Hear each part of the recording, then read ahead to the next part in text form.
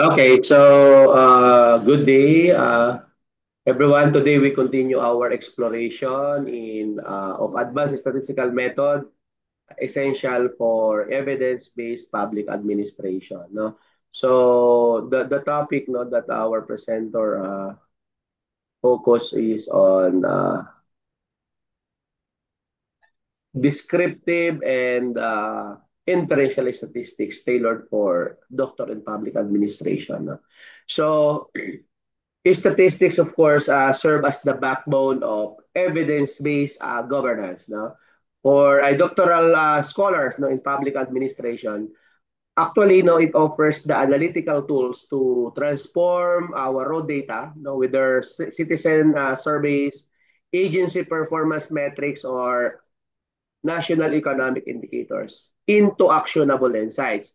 So through quantifying trends and relationships, no, statistics helps administrators move beyond anecdotal reasoning no, and adapt a decision grounded in empirical evidence. The Again, we have two pillars of statistical analysis. Ano po?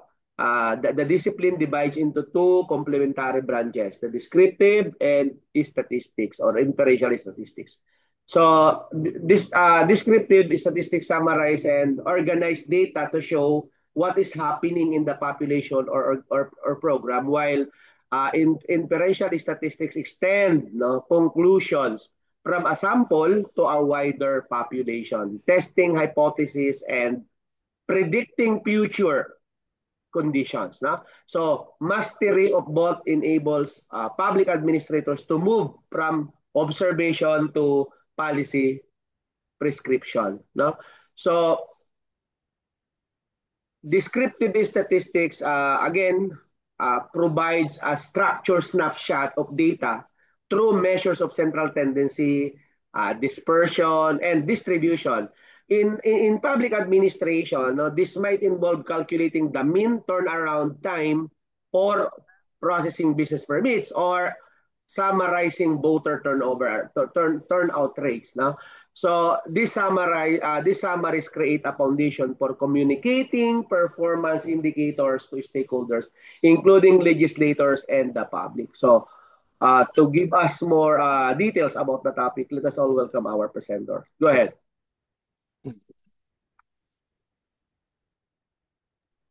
Okay. Good morning, Doc. Good morning, everyone. Morning. Before I proceed to my discussing topic, I would like to invite everyone to our opening prayer na pangungunahan ko. So in the name of the Father and the Son and the Holy Spirit, Amen. Lord, thank you very much for this day. Please guide us. Bigyan mo kami ng wisdom para mas sigit po namin matakel at maintindihan ang topic na i-discuss ngayon with the guidance of our professor. Lord, bigyan niyo po kami ng malawak na pangunawa upang higit po namin maabot ang topic na ito at sa mga susunod pang mga topic dito sa aming subject sa research course. Lord, ipinapaubayan namin ang lahat ng ito, pati ang aming mga pamilya at lahat ng aming mga pananaw sa oras na ito. Ito po ang aming samot dalangin sa pangalan ni Kristo Jesus, aming Panginoon, tagapagligtas. Amen. Okay, again, good morning. I'm your assigned discussant for today. I'm Marcelino Tirotulo. I'm going to discuss the topic about the descriptive and inferential statistics in public administration. Sorry po, hindi po ako nakastart ng video. Sorry po. Okay. Yung aking through my fellow docmate, humingi po ako ng assistance for the navigate of my PPT in behalf of docmate Miss Leia Moreno. So Miss Leia Moreno, makisuyo po ulit for the next slide. Okay. Descriptive and inferential statistics in public administration have a learning objectives. The learning objectives is such as first is define the descriptive and the inferential statistics. Second is differentiate between the two types of statistics. Third is understand the relevance in public policy and administrative research, and they apply statistical methods in analyzing administrative data. Second slide, ma'am. Next, what is the statistics? Statistics is the branch of mathematics dealing with the data collection, analysis, interpretation, and the presentation. You have two types of the statistics. The first is the descriptive statistics. The second is the inferential statistics. Descriptive statistic, ito yung naglalarawan ng datos. Yung inferential statistics naman, ito yung nagbibigay ng conclusion o prediction batay sa datos. Okay, next slide, ma'am.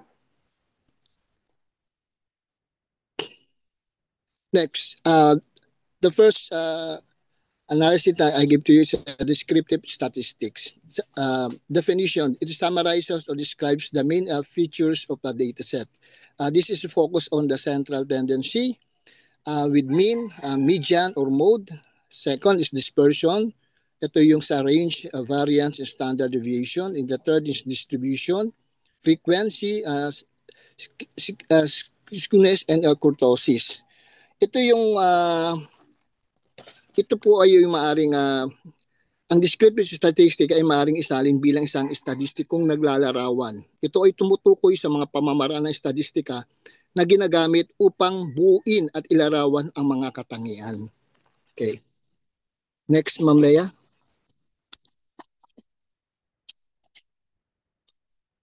In the descriptive statistics, there are tools of descriptive statistics. First is the measures of central tendency by mean, median, and mode. Second is measure of variability by means of range, variance, standard deviation. Third is the graphs and the charts. Ito po yung sa histograms, pie charts, bar graphs, o box plots. Next, Ma'am Lea.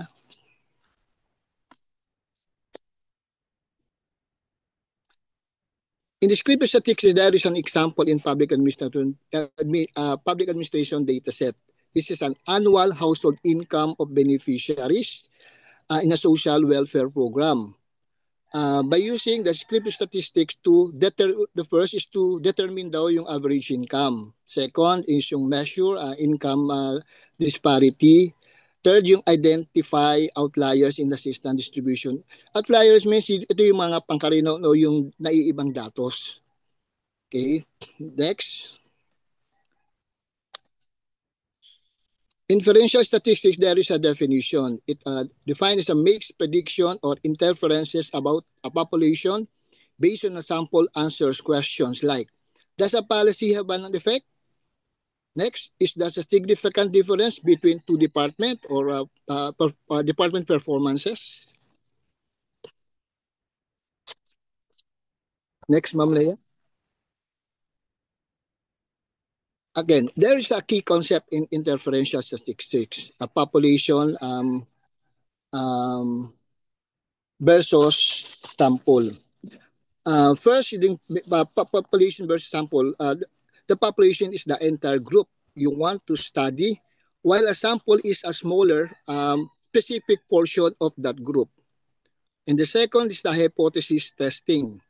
The hypothesis testing, ito po yung ang pagsusuri ng hypothesis ay isang paraan ng statistical analysis na ginagamit upang malaman kung ang resulta ng eksperimento ay makabuluhan. Third is confidence interval. Po isang hanay ng mga posibleng halaga na ginagamit upang tantyahin ang isang hindi kilalang parameter ng population batay sa data mula sa isang sample. Next is p-value. P stands for probability. Probability value ay isang sukatan o sa statistika na ginagamit sa hypothesis testing. And the last is significance levels. Ang significance level o antas ng kabuluhan ay isang hangganan na itinakda ng mananaliksik bago ang isang statistical state. Statistical test. Next, Ma'am Lea.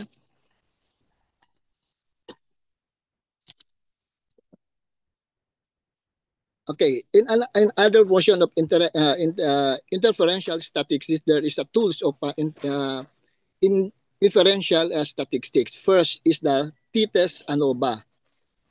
In assumption for the both test of t-test and ANOVA, there is a parametric statistical that share similar assumption about the data. Data points are independent of each other. Data are approximately normally distributed variants of the group are being composed or roughly equal. Second is the correlation and regression analysis. There is a two fundamental statistical technique used to examine the relationship between the two variables. Ito po yung correlation and regression analysis. Third is yung chi-square test. Chi-square test, sinasabi po siyan, ay ito daw po ay isang statistical tool na ginagamit para suriin ang relationship sa pagitan ng mga categorical variables o mga variables na nasa anyong grupo na kategorya. Next is na non-parametric test. Ito naman daw po yung statistical test na ginagamit kapag hindi natin nasisiguro na ang datos ay sumusunod sa isang tiyak na distribution tulad ng normal na distribution. Next slide, Ma'am Lea. Okay, there is an example in administration. Research question. Okay.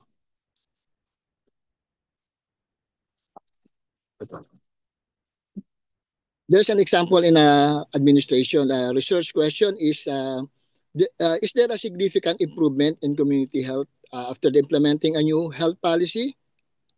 In proper approaches, collect health data before and after implementation. Use t-test or regression to determine impact. Binabanggit sa regression, regression is the analysis na isang paraan ng pagsusuri na tumutulong matukoy ang relasyon sa pagitan ng dalawa o higit pang variables. Next slide, ma'am.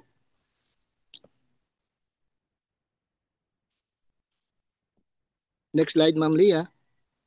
Okay, there is differences in between this descriptive versus the inferential statistic in the feature and descriptive and inferential. And the first feature is the purpose. Ito ay ang summarized data daw. At pag this inferential is make predictions. In the data used, we use the entire population or sample, but in the inferential, it is samples only. In the outcome, there is a charge and means, and the hypothesis naman in generalization. Okay. Next, Ma'am Leah.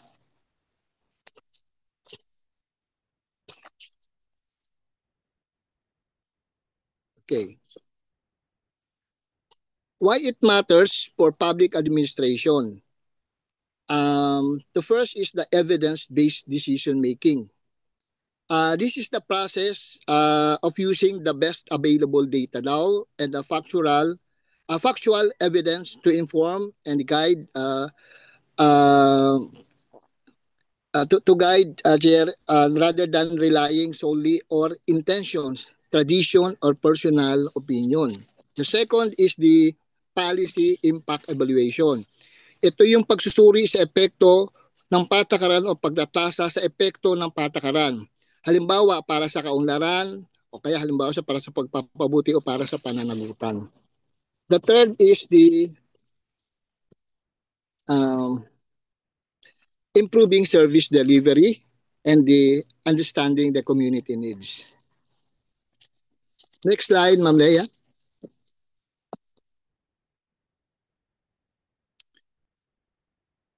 There is a common mistakes to avoid. First, the misinterpreting correlation as the causation. Ito ay nangyayari kapag pinapalagay na ang ugnayan ng correlation ng dalawang bagay na nangangailangan ng isa pang sanhi pa, ng isa pa, kahit wala naman talagang direkta. Second is ignoring assumption in statistical test. Ang pagwawalang bahala sa mga pagpapalagay o assumption sa mga statistical test ay malaking epekto sa resulta ng pagsusuri. Kapag hindi nasunod ang mga ito, maaari malagay o magmali o sa hindi mapagkakatiwala ng iyong mga conclusion. And the third is overgeneralizing from small samples.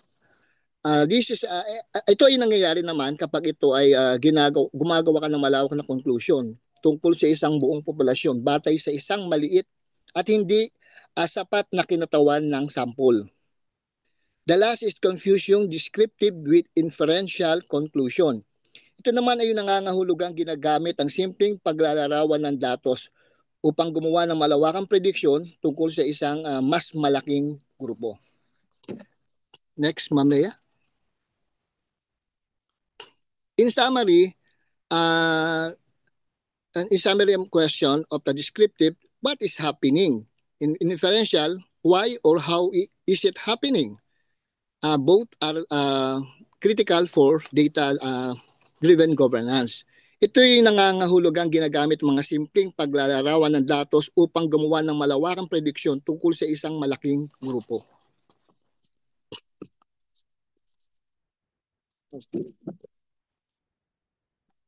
Okay, that's all, sir. Thank you very much. Makadagdag lang po no, in my summary, sabi nga, sa madaling salita, ang descriptive statistic ay naglalarawan ng datos habang ang inferential statistics ay nagbibigay ng conclusion o prediction batay sa datos. That's all, sir. Thank you very much, sir. Okay, so